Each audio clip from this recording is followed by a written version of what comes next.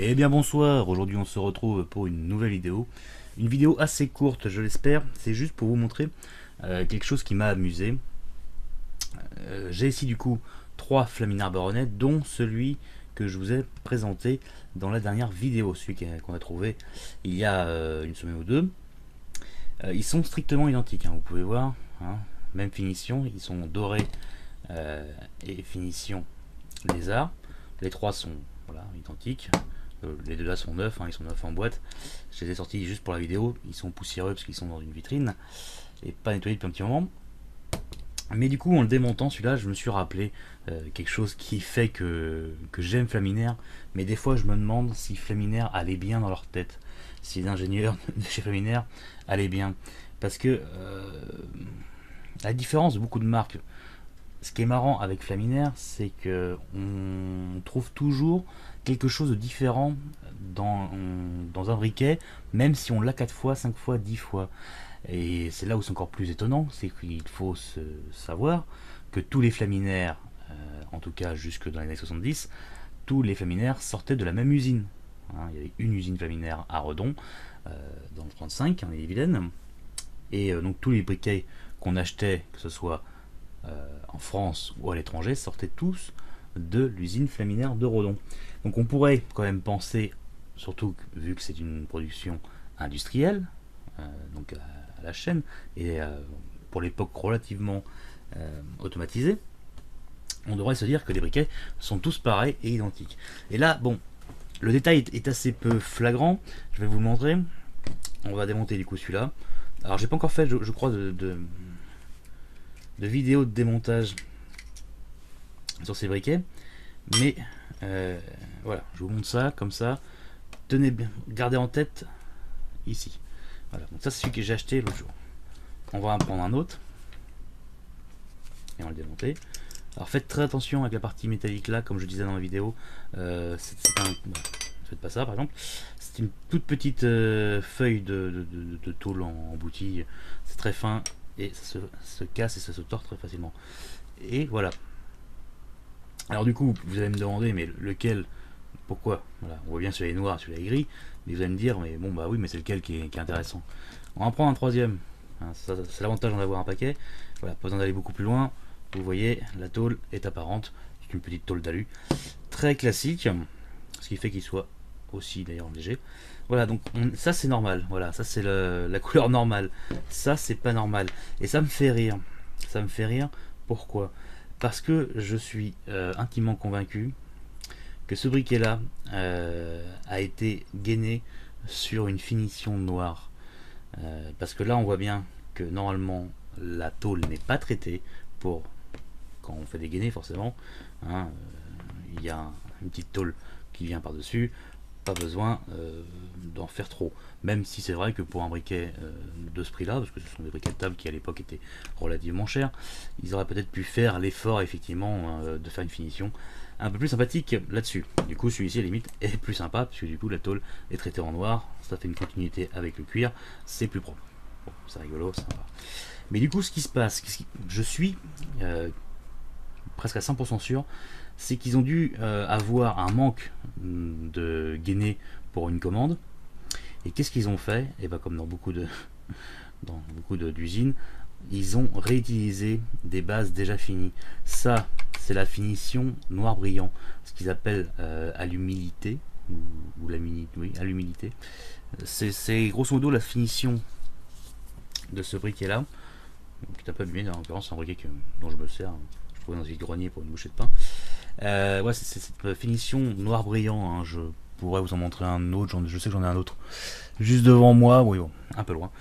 C'est une finition très classique chez Flaminaire, elle a été déclinée sur presque tous les modèles, du premier Flaminaire, pas le premier, le deuxième Flaminaire, jusque dans les ultimes versions Flaminaire avant la disparition de Flaminaire. Et du coup, voilà, ce qui est marrant, c'est que ils ont du coup regainé un petit lézard par-dessus un briquet qui était du coup déjà fini. Et oui, fini complètement, parce que la finition noire, c'est une finition. Donc du coup, c'est marrant. Vous allez me dire pourquoi je fais une vidéo? Parce que du coup, en voyant ça, ça m'a rappelé, encore une fois, que ce genre de choses chez Flaminaire, c'est assez courant. c'est assez marrant, parce que là ça veut quand même dire qu'ils ont remis sur chaîne des corps de briquettes déjà finis pour les regainer. Donc c'est assez rigolo, ça veut dire que là ils ont perdu de l'argent, parce que la finition à l'humidité c'est une finition à faire. Alors je sais pas comment on l'a faite d'ailleurs, j'ai jamais pu trouver vraiment d'informations là-dessus. Et du coup c'est une perte d'argent clairement. Et pareil, quand on doit changer toute une chaîne de montage, ça a un coût. Et on pourrait se dire, par exemple, quand on a trouvé le briquet qui fonctionne, pourquoi l'améliorer s'il n'y a rien à améliorer. Du coup, je vais vous présenter un autre sujet. Alors du coup, voilà, vous voyez, donc ce briquet là, c'est un tête plastique, c'est un fleuri. Voilà, j'en ai un autre ici, on va le remonter. Du coup, j'ai fait le tour un petit peu des différents fleuris que je possédais. J'en ai sélectionné 3 du coup. Il y aurait d'autres exemples à vous montrer, hein. Je vais juste prendre celui-là parce que en l'occurrence j'ai quelques cas d'école juste devant le nez et ça va faire une petite vidéo sympa. Voilà, donc ce sont 3 fleuris et il y en a même 2 qui se paient le luxe d'avoir exactement la même finition.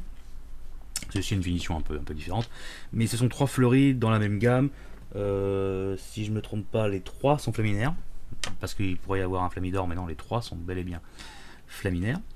Et du coup, on pourrait penser, voilà, le fleuri, il fonctionnait quand il est sorti, il fonctionnait très bien, ça a été une réussite.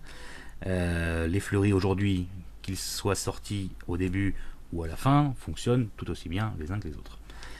Du coup, on pourrait se dire qu'ils sont tous pareils, qu'ils avaient gardé la machine de montage, la ligne de montage, et du coup, ils devraient être tous identiques. Et ben non, en l'occurrence, non. Vous voyez, ceci est un mécanisme de fleuri.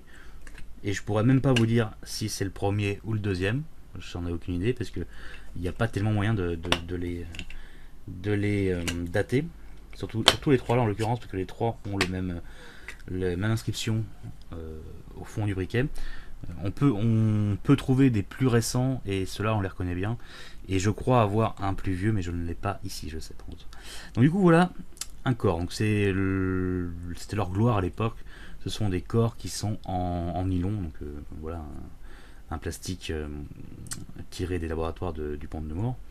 Donc un nylon costaud. C'est vrai que ce sont des mécanismes qui sont presque faits pour la vie, hein, sauf si en cas de casse, mais le nylon est un plastique très résistant.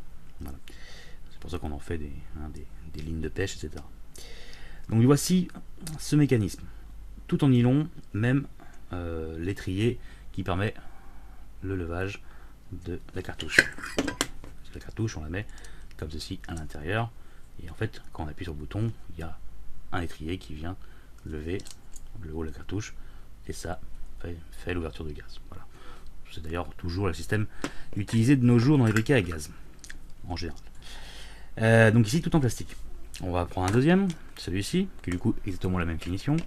Et là, oh, magie, l'étrier est en métal. Un métal tout à fait léger, hein, mais il est en métal. Vous voyez, encore une fois, pourquoi avoir refait des pièces en métal? Je sais pas du coup, je sais pas lequel est le premier et le plus vieux, mais pourquoi avoir fait un changement de ligne juste pour changer cette pièce là? Est-ce qu'elle n'était pas mieux en métal? Est-ce qu'elle est mieux en métal ou en plastique? Sachant en plus que faut savoir qu'on pourrait se dire c'est une question de coût, mais du coup là j'ai une question pour vous, à votre avis, lequel des deux est moins cher, l'étrier en métal ou l'étrier en plastique? De nos jours, on a envie de dire l'étrier en plastique. En général, c'est ce qu'on dit d'ailleurs. Parce qu'en général, on va toujours plutôt vers le plastique que vers le métal. Mais il faut quand même se remettre à l'époque. Le nylon était une invention relativement moderne à l'époque, dans les années 60. Et c'est un plastique qui est relativement coûteux à fabriquer. Donc on pourrait presque penser que celui-là était plus vieux que celui-ci. Mais néanmoins, on peut se dire que ils avaient commencé avec une lamelle en métal, un étrier en métal, peut-être en se disant que le plastique ne serait pas assez résistant, et que du coup ils se sont rendus compte que c'était assez résistant, et que voilà, ils auraient pu du coup faire tout le mécanisme en plastique. Donc le problème, voilà, je vous laisse la réflexion. Si vous avez travaillé chez Flaminaire à l'époque, et si vous avez la réponse, je serais vraiment ravi de l'apprendre. Et autrement, voilà. Du coup, celui-ci, du coup, c'est le même modèle, c'est un étrier en métal. Mais si je vous ai mis un troisième, c'est cette fois-ci, on va s'amuser autre chose. Je vous donne un troisième cas de chez Flaminaire, les buts à bloc. Du coup, on va s'intéresser à ces buts à bloc. On a du coup 3 buts à bloc C, donc c'est marqué dessus, simplement, regardez, but à bloc C, je ne sais pas si vous allez voir à la caméra, pas forcément flagrant, ici, but à bloc Garcia, but à bloc C, celui-ci également, voilà, et celui-ci également aussi.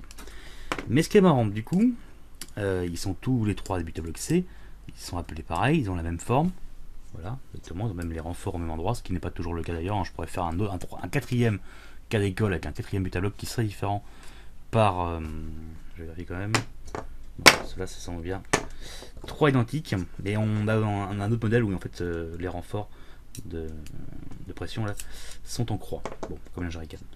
Et du coup là, donc en fait je pourrais faire un quatrième, ça m'amuse, je réfléchis en même temps, mais c'est rigolo. Du coup on a 3 buts à bloc qui sont en théorie parfaitement identiques. On pourrait le penser d'ailleurs, parce que bon, les buts à bloc C a servi quand même du Flaminaire Versailles dans les années 50 jusqu'au Commodore qui a duré quasiment jusqu'aux années 80. Et donc il y a forcément eu beaucoup de versions. Mais au lieu de les renommer, parce qu'après tout on aurait pu faire un but à bloc C, un but à bloc D, etc. Il y a eu, mais c'est pas les mêmes. Là ils ont gardé toujours le même nom. D'ailleurs, pourquoi pas, parce que ces buts à bloc là, qu'importe l'époque, je peux inversement les utiliser dans un autre briquet, quel qu'il soit. Avec un petit bémol quand même. Je sais pas si je vais en parler, mais je pense que oui quand même. Parce que c'est ce qui fait l'intérêt d'un de ces buts à bloc là. Du coup, alors, on va revenir comment c'est fait un but à bloc plus ou moins rapidement pour que les gens puissent comprendre, pour que vous puissiez comprendre un petit peu pourquoi ça m'amuse. Alors un but à bloc, qu'est-ce que c'est? Un but à bloc, c'est tout simplement la cartouche de gaz. C'est là-dedans que le gaz est maintenu. Et du coup, l'étrier que je vous ai montré tout de suite vient ici se prendre sous la petite goulotte là. Et c'est là en tirant que le gaz sort et que du coup ça fait une flamme. Voilà, donc ce système d'étrier qui soulève un genre de... Voilà, ce système là est toujours utilisé dans les briquets jetables. Je peux vous montrer par exemple ceci, cette petite pièce en plastique là, ça provient d'un briquet jetable très classique là, vous savez, les briquets jetables transparents. Voilà, donc du coup c'est pareil, c'est le même principe en plus petit, tout simplement. Dans le briquet jetable il y a un petit étrier qui vient du coup soulever, voilà, soulever ça, et ça fait... Ça permet d'ouvrir le gaz en fait, c'est tout bête, en fait c'est une tige, là le trou, il y a un trou, ça fait une tige et il y a un trou dans le côté de la tige, et du coup en fait quand on soulève, on ouvre l'ouverture de gaz, le gaz s'engouffre dans ce petit trou et monte du coup dans la tige et du coup bah, sort et puis est enflammé par l'étincelle. Voilà. Donc c'est le même principe, ce qui est normal après tout, hein, c'est bel et bien Flaminaire qui a commercialisé le premier briquet à gaz. Et ils ont tous fait pareil, hein, je pourrais vous montrer d'autres cartouches, d'autres briquets. C'est toujours la même chose depuis ce temps-là jusqu'à aujourd'hui.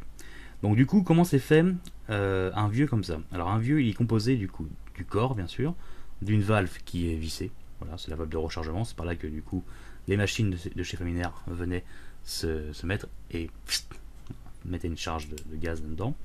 Ce qui me permet aussi de nos jours de pouvoir toujours recharger les Flaminaires, parce que ces valves-là, du coup, on peut les recharger avec des cartouches de gaz assez classiques, sans problème. Et du coup, à ce niveau-là, on a un premier écrou, ici, voilà, premier écrou ici. Alors cet écrou-là, en fait, c'est ce qui maintient le berceau de couverture de gaz, on va dire comme ça. Donc là, c'est une pièce inerte qui est vissée dans cette grosse pièce de cuivre, et c'est à l'intérieur de ça que une autre pièce est vissée. Voilà, donc c'est en double étape. Donc le gaz arrive dans cette pièce là et est bloqué en dessous de ça, et c'est en tirant ça que le gaz s'engouffre ici jusque là. Voilà, ça c'était comme ça que c'était fait dans le premier. On peut voir le deuxième. Du coup le deuxième, voilà, même principe, un premier écrou et un deuxième écrou. Et là où c'est rigolo, c'est que ce deuxième écrou là, il est en nylon, il est en plastique, un peu le même plastique que les têtes de briquet, sauf que c'est un plastique gris. Et ça c'est marrant parce que des comme ça, j'en ai pas croisé beaucoup. J'ai eu la chance, en prenant ces trois fleuris de façon complètement random dans la collection, pour vous montrer quelques différences chez Flaminaire assez rigolotes.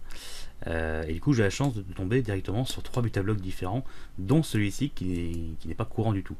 Je ne saurais dire du coup pourquoi ils ont fait ça. Vous pourrez me dire aussi, ça c'est marrant, les 3 buts à bloc n'ont pas la même couleur. Alors oui, visiblement, ils ont joué sur la teneur en cuivre de leur but à bloc. C'est rigolo. On a un beaucoup plus cuivré, beaucoup plus rouge. C'est rigolo. Je sais pas si ça peut bien se voir à la caméra. Il a des reflets beaucoup plus cuivre.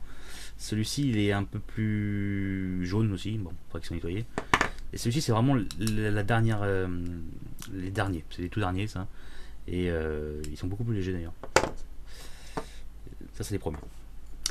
Autre, voilà, donc il y a, et ça, du coup, le troisième, pour finir sur le sujet des écrous, et bah, du coup, là, le berceau qui était du coup vissé dans le corps, et après, dedans, était revissé. Dans les dernières cartouches, en fait, le berceau est soudé. Et après, du coup, il n'y a plus qu'un seul écrou avec tout le mécanisme de levage du gaz. Point final. C'est comme ça que ça fonctionne.